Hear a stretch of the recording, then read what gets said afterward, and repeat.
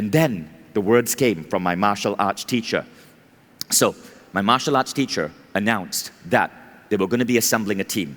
But to get to the team, I first had to compete in the heats. I had to win a gold medal in the heats.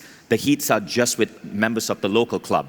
Then I got to go fight the other national members from other clubs. And if I win a gold medal in the national competition, then I get to go to the United States. And I was so excited because he said the magic words. And by the way, this trip will involve a bonus trip to Disneyland.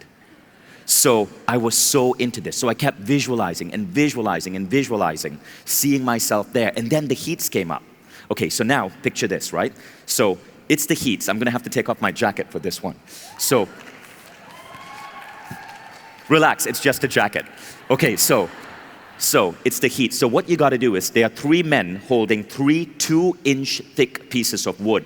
And you gotta go bam, bam, bam, and break all 3 pieces of wood in as shortest a time as possible. So I've visualized this, I've seen this happen. So I get ready, the whistle blows, I go bam, bam, bam.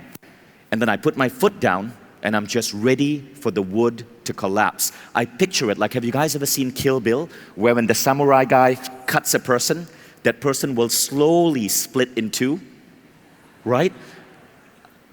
I look at all 3 pieces of wood and all 3 wood is still standing. But I know it's gonna break in 2. So I'm just waiting for the wood to slowly slice in 2 and then for everyone to applaud. But no one applauds. I get the whistle blown and I'm out. And like that, I'm out. I didn't break a single piece of wood. I didn't even qualify.